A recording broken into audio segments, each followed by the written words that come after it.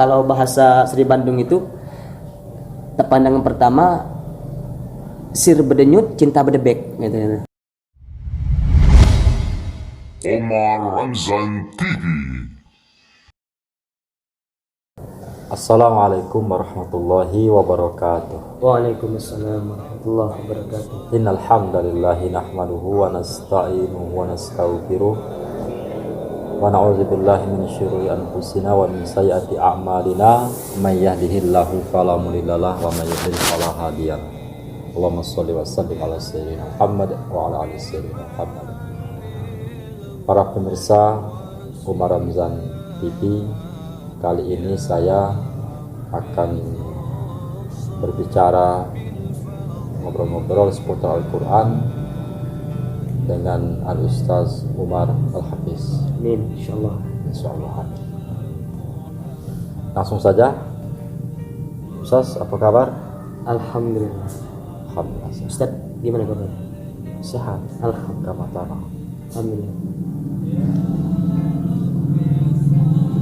Ini Ustaz, apa yang Ustaz rasakan selama menghafal Al-Quran? Maksudnya pengalaman-pengalaman baik suka, duka, dan sebagainya. Silakan. Kalau yang dirasakan selama menghafal Al-Quran, katakanlah seperti itu, saya merasa mukjizat Al-Quran itu satu, memang kita harus yakin itu memang ada. Saya merasa urusan saya itu dipermudah. Saya merasa seperti itu. Terus pengalaman dengan Al-Quran ini luar biasa.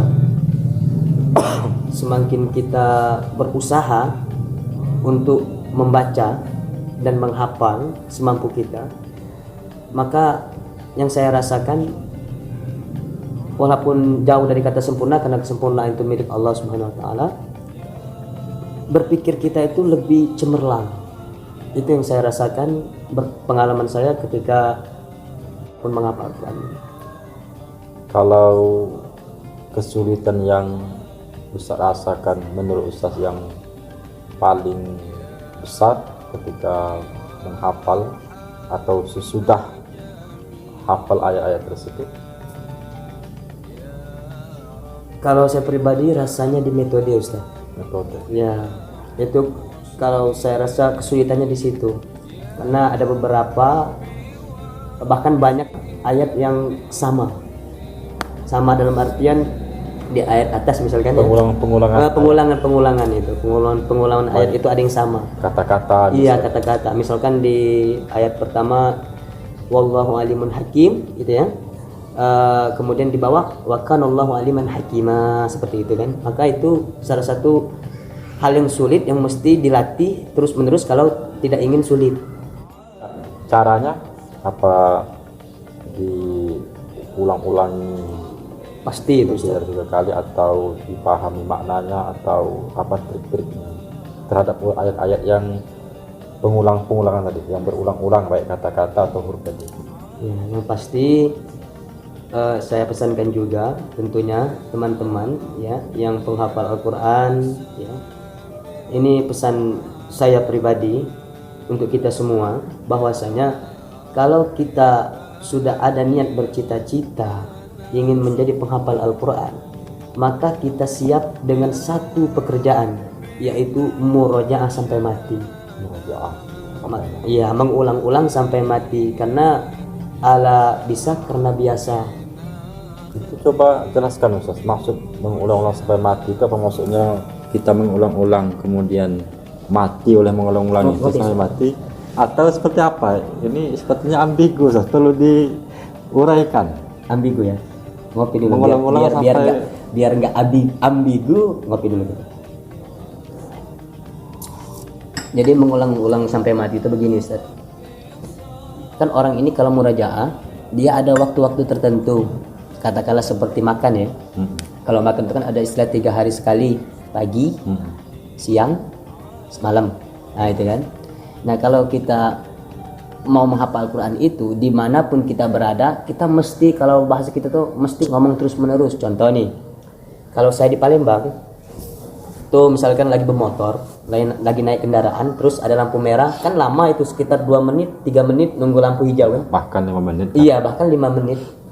Maka yang saya lakukan ada itu murojaah. Jadi mau di atas motor, mau lagi santai ya, lagi ngobrol pun kadang saya teringat dengan ayat yang saya Jadi hafal. baik memurojaah dengan lisan atau dengan Hati.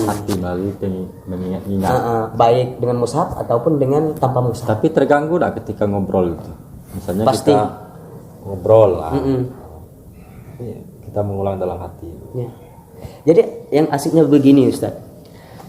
Kalau Ustaz bertanya mengganggu apa tidak, pasti mengganggu. Tapi hebatnya Al-Quran itu di mana letaknya? Ketika kita ngobrol, terus kita menatap, misalkan saya nih ngobrol sama Ustadz kan, sama pemirsa misalkan, mesti kalau kita tidak melihat orang akan tersinggung, bisa jadi sebagian akan tersinggung. Nggak mungkin kan Ustadz menghadap saya terus saya ngobrolnya seperti itu sambil ngaji kan? Ya kan nggak etis ya. Makanya yang saya lakukan adalah menyatukan dua alam, kalau bahasa saya, dua alam. Jadi dua alam yang saya maksud itu antara pikiran, fokus pikiran dengan mendengarkan orang itu harus disatukan.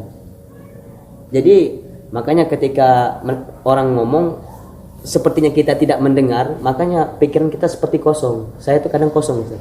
Misalkan Ustaz ngobrol, saya seperti ya. Tapi orang mungkin tidak tahu bahwa saya itu lagi mengingat hafalan yang saya hafal tadi 2 jam sebelum. Seperti itu. Kemudian Ustaz, saya pernah dengar Ustaz menyampaikan dulu bahwa salah satu penyebab tumpulnya hafalan itu karena melihat lawan jenis. Saya ingin mengkonfirmasi kata-kata tersebut, apakah itu betul secara umum yang dirasakan oleh para penghafal Al-Quran atau terhadap orang-orang tertentu saja? Karena sekarang ini kan media, kita kalau keluar rumah pasti masa kita berjalan, tak mungkin. Contohnya misalnya guru Al-Quran di kelas, pasti dia melihat murid-murid. Gak mungkin kita tutup pakai ini ya. Iya. Yang pasti orang-orang tertentu itu Ustaz. Ya, satu orang-orang tertentu, tidak semua orang seperti itu. Dan antum mungkin lebih paham kisah-kisah, salah satu kisah sahabat, saya lupa namanya ya. Jadi ada seorang sahabat, ini salah satu menjadi patokan saya. Dia nih hafal Quran itu kan. Ketika mengikut Rasulullah perang ya, beliau itu melihat wanita yang non muslim kalau bahasa kita ya, artinya tidak seiman. Karena dia cantik, dia kalau bahasa Sri Bandung itu pandangan pertama sir berdenyut cinta berdebek gitu. Kira-kira seperti itu. Ya, seperti pepatah. Iya, satu kali pandangan membuat hati cinta, dan cinta itu berdebek-debek gitu. Dari mana datangnya lintah? Dari kali turun ke Hati. Air ya. Dari mana datangnya cinta? Dari mata turun ke hati. Itu mungkin bahasa anak muda sekarang. Iya. Kurang lebihnya seperti itu. Seperti itu ya. Nah, jadi punya pengaruh Pak. Ya. Jadi sahabat itu tadi pengen menikahi wanita non muslim itu tadi. Lantas sudah dikasih tahu, ditegur oleh para sahabat kan. Tapi karena cinta tadi sudah buta, kata wanita itu, kalau engkau kepengen memiliki aku, menikahi aku, maka kau harus masuk ke agamaku. Maka dia pun masuk agama wanita itu dan dia menikah. Dan saya kalau tidak keliru, tolong dijelaskan, belum sempat jima meninggal. Nauzubillah. Nah, artinya apa? Jadi penghafal Quran itu memang benar kata antum itu, mereka itu hamil. Jadi pemirsa, hamilnya ibu yang mengandung janin itu memang berat. dan kita harus menghargainya gitu kan. Tapi saya merasakan orang yang menghafal Al-Quran itu mesti banyak yang dijaga seperti itu, karena dia tuh berat-berat membawa akhlak, perilaku, omongan dan segala macam. Jadi beruntunglah, saya sangat bersyukur Ustadz, Allah gerakkan hati saya, walaupun bahasa kita tuh santai ya, tapi Allah gerakkan untuk setiap hari saya berusaha untuk melihat dan membaca Al-Quran, menghafal. Kemudian pertanyaan berikutnya Ustaz, itu kira-kira apa penyebabnya begitu orang sedang memurajaah hafalan dan dia diganggu oleh temannya misalkan, kemudian dia emosi, padahal yang dibacanya itu ayat-ayat Al-Quran, tapi malah emosi ketika dia sedang murajaah itu.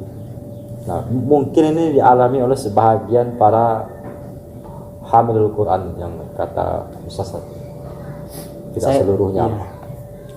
Saya sudah banyak orang yang mewawancarai saya ya. Antum ini salah satu pewawancara penanya yang luar biasa ya. Baru sekali ini saya ditanya kenapa kok lagi menghafal, ya kan yang dihafal Al-Quran tuh, lantas ada kawan mengganggu, lantas kita marah-marah, tidak balance, kira-kira seperti itu kan.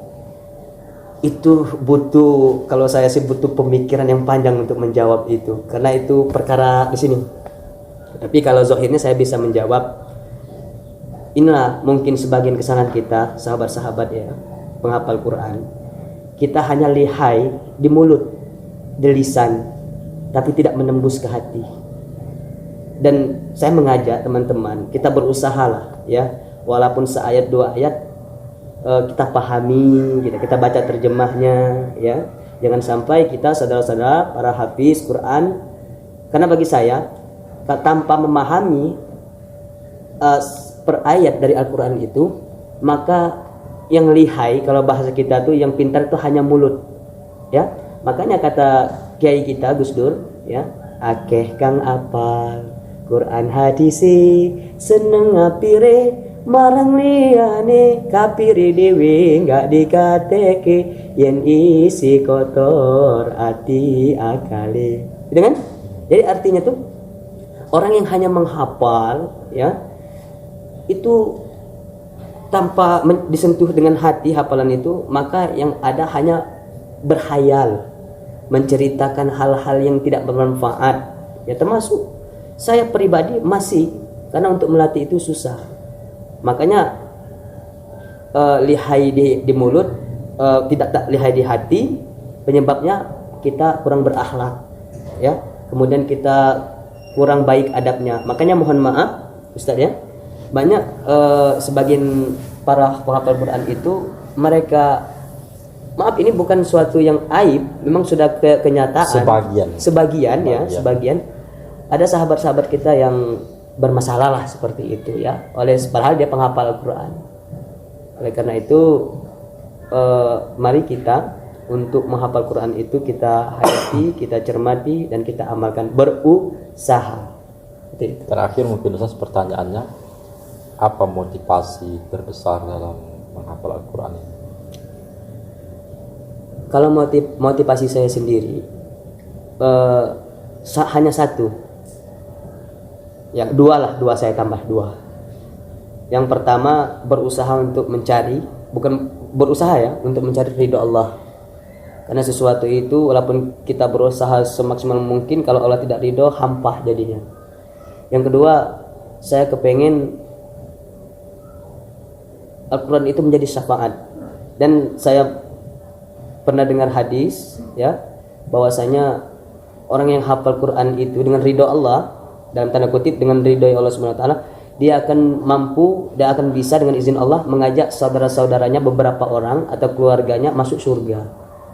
Nah, dengan itu motivasi saya yang tentunya akan menjadi penolong dalam hidup saya nanti di akhirat. Seperti itu Ustaz. Ya. Jadi terima kasih Ustaz atas informasinya, itu mungkin berharga buat pemirsa dan saya pribadi.